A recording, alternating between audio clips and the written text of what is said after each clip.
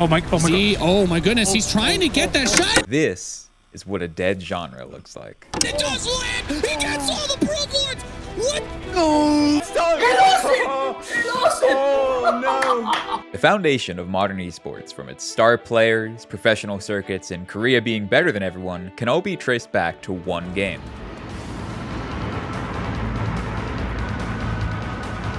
This real-time strategy game, or RTS, was such a cultural phenomenon in Korea, it became the first look at what esports could become once the general public was invested.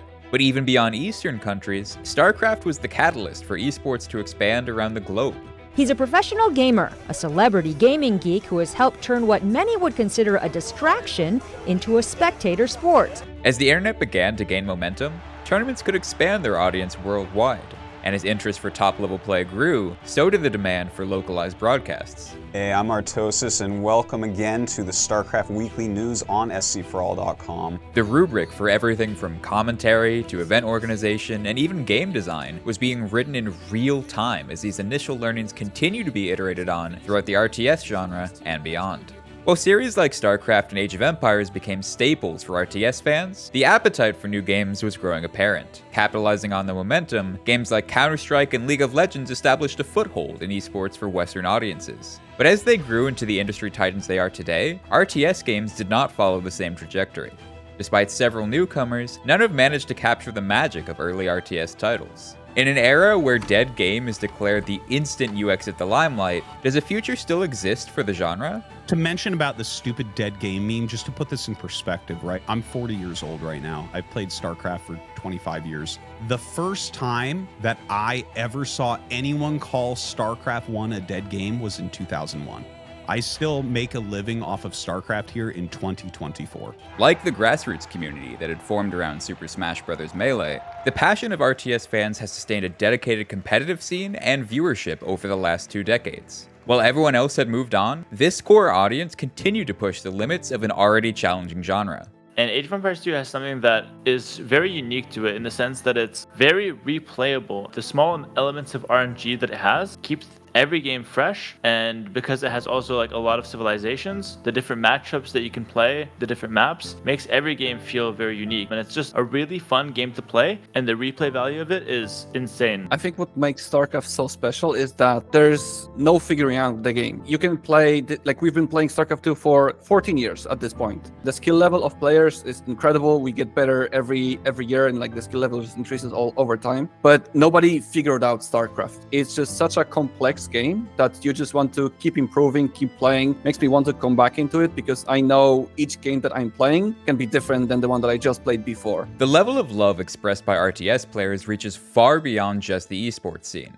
While executive decisions were made to shelve RTS development in favor of newer genres, the developers themselves remain just as invested in the community that is formed around their games, with new releases like Stormgate being led by RTS veterans looking to honor that dedicated following. Frost Giant really was born out of the passion that I have and that this team has for real-time strategy games. It is an expression of wanting to continue to build this kind of game, wanting to continue to have a relationship with the players who love these games and be part of this community, kind of like fighting games have the FGC. With a solid foundation and committed fan base forming alongside the esports boom of the 2010s, it's natural to assume that RTS games would experience similar growth to the major titles you see today. But as studios pivoted away from the genre, those fan bases were increasingly forced to sustain themselves, amidst massive investments in other games. Even new releases from this period experienced the same lack of support felt among existing RTS titles. AoE4 was a pretty promising game upon release,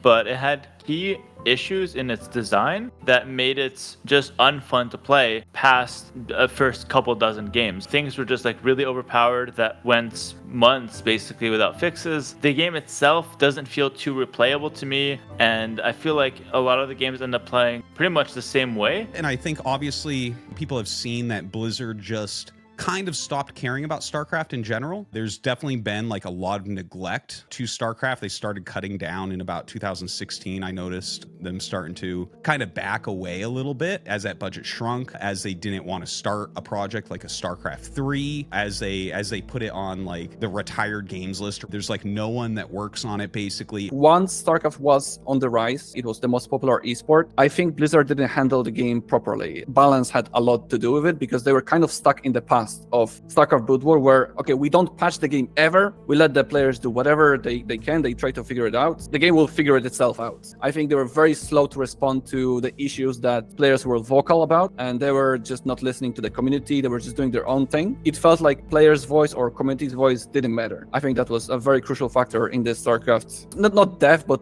the fall of StarCraft 2, I would say. But despite mainstream focus shifting away from RTS games, the dedicated player base remains as lively today as it had ever been. Rather than a supposed fall into obscurity, RTS has become a comfortable niche for some of the highest skill expression in all of esports, and one that's continually evolving to accommodate modern audiences. But before we go any further, to support the channel and make sure we can keep making awesome content, leave a like, subscribe, and let us know in the comments what game you'd like us to cover in the future. There was many years where the perception of RTS was that it was waning in popularity, but the reality was that pure metrics-wise, RTS was staying about the same and other genres were getting bigger. The whole space got wider and bigger, and RTS stayed about the same. So in a relative sense, it was not as big a piece of the pie, but it still had the same number of fans that were always there. I think a lot of them are still there today. We hear from the people who are interested in this all the time that are interested in seeing what the next thing is. What I saw when I was at Blizzard on StarCraft was that this community really has not decreased. And I think there is a perception out there that because other genres, whether it's Battle Royale or MOBA, came along and became so large that meant that players were leaving real-time strategy. And that's actually just not true. Like, having seen the back-end numbers, real-time strategy has an incredibly dedicated audience around it. With the overall gaming audience expanding year after year, niche esports have been able to have a resurgence as the interest for tournaments and content of all kinds has grown. Those experiencing RTS games for the first time can find a community with decades of history to dive into and decades more on the way.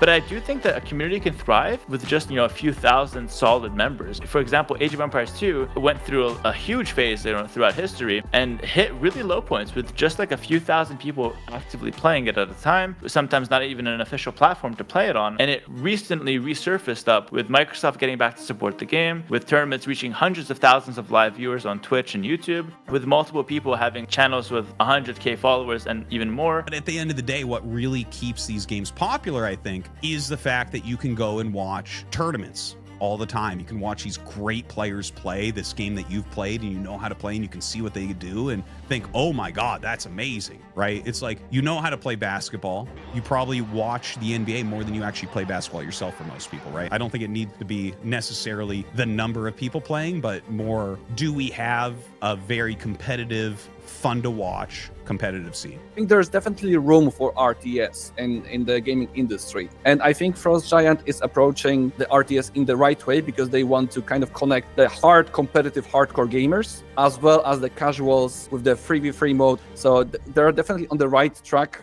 I love that they are just, taking the feedback as well from not only the hardcore StarCraft fans, but actual people who just will tune in for StarCraft or Stormgate match and then maybe play the game later on with a friend. Competitive 1v1 games are incredibly hard to make appealing to the masses. For a genre entrenched in its infinite skill ceiling, it's difficult to craft an experience that's enjoyable for new players. But rather than diminish the core gameplay that has stood the test of time, modern RTS games like Stormgate look to make that gameplay more accessible and easier to connect with. What I came away realizing was that different players like different things, and that's okay. There is a large audience of players who just play campaign, and when we released the cooperative mode who became co-op players, they might still enjoy watching competitive, but they not only don't aspire to it, but it stresses them out. With Stormgate, we're coming in out of the gate understanding that we should just let players choose what they enjoy and provide experiences that really produce the enjoyment that they're looking for. The value of an esport for Stormgate is that we want to create fans that love the game in can engage with it on a number of ways, competition being one of them. I still talk to people that I was on a college esports team with 10 plus years ago. Those are the sort of connections we want to foster. That's the sort of connection that to us is really valuable, empowering people to meet other people that are like-minded and to make those connections, hang out, lasting friendships, that sort of thing. For established community members, Stormgate represents a long-awaited opportunity. A new RTS released by trusted developers with an emphasis on rewarding player expression without alienating the casual audience, and a melting pot for all RTS players to welcome new members to the scene.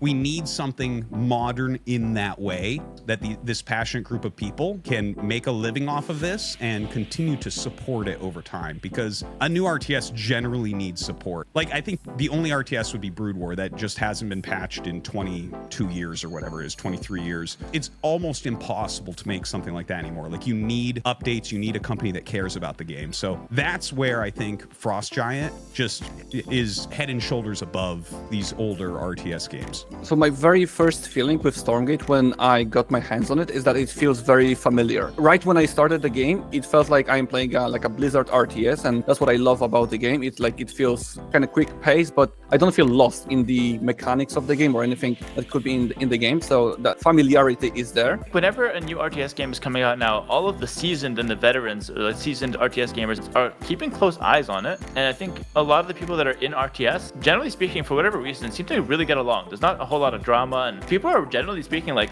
super competitive when it comes to like facing off, but outside of like the the competition, they're on great terms, and I think that creates a very wholesome atmosphere and a very welcoming atmosphere. I hope their influence might impact those newer games, and I truly believe that this like wholesome and welcoming environment is much better than the toxicity and the trash talk of some of the other games. Not every game is destined to be the biggest in the world, and that's okay. Rather than run from its reputation, the RTS community have embraced the difficulty embedded in their games as an opportunity to reward those who want to challenge themselves, while still inviting those who don't. Looking at the Dark Souls games that in some ways had a very intimidating reputation, I think much like RTS, they were widely respected, but a lot of players looked at them and felt some sense of intimidation or fear just because of their reputation. Where we saw Elden Ring start to change that and really attract players who maybe previously weren't willing to make that jump and try a Souls game. My hope is that Stormgate can be the same kind of catalyst, and that by getting the word out that we really are designing our cooperative modes in a way that is consciously meant to smooth out some of those intimidation factors and is consciously meant to give you a chance to experience the game socially with your friends. That can be a vector for growth. For Frost Giant, we don't intend on esports to be a profit center for us. We intend it to be a way that we engage with our community. We want to be supporting people that want to do this. I actually can't stop people from having tournaments. They're going to do it anyway. I would love to support them and make sure they can have really cool things. For Frost Giant, our role in esports is less directing from the top down what it is going to be and exactly what every single detail is. Our role is facilitators. I would like to empower other people to be able to run tournaments. Maybe some of them are small, maybe some of them are very big. We would like to enable a structure by which we can work with third parties on that. I also want to see in general RTS thriving, because it happens to be what I play and what I enjoy the most. So even though I play AoE2 mainly and I want to see that game succeed, I also root for all the other Age of Empires games, and I root for StarCraft, and I also root for Stormgate to do well, because I see all RTS kind of in the same boat to some degree. A lot of the times when I hear about the RTS genre, it's like the genre is too hard to get into. People don't like losing, and they don't like to take responsibility for their losses. So don't be afraid of defeat. No matter what you do, in game, out of the game, if you lose, at least try to learn something from it. It's fun to take responsibility for your actions. Don't blame others. Be nice to everybody in the community, because I think a lot of the communities, even though the game's like very popular, the community can be kind of toxic, I would say. Remember that there's always a second person behind the monitor, so just be nice to each other and don't be afraid of RTS, and hopefully I'll see you in Stormgate. My advice to people looking to get into RTS is to take your time and have fun with it. You're not going to get the Fortnite instant gratification of just jumping in and playing. You're not going to get like all there is to discover within one game. It'll take some time, but enjoy that process of learning like the different elements to the game and having fun with it at your own pace. Another game doing well doesn't make your game not do well. It's a very big world with a lot of people. As long as you're happy playing or watching whatever game you're doing, it does not have to be that big. There's like world champions in various sports you haven't heard of that have to work another job, but they still do it because they love it. And that's, even if that's the way RTS was, it still has the exact same value, I think. You know, it's just do what you like, watch what you like. It doesn't matter what the biggest game is. Who cares? Who cares if League of Legends could be bigger forever? It does not matter. It does not change one bit how cool StarCraft is or an RTS is in general. We are going to a game 5! Esports would not exist as it does today without the trailblazing efforts made by RTS titles. The passion birthed from those foundational players, casters, and developers burns just as strong now as it did over 20 years ago. And while the tides may have shifted from RTS to emerging genres, the bedrock of its community has held firm, ready for a new wave of players to arrive.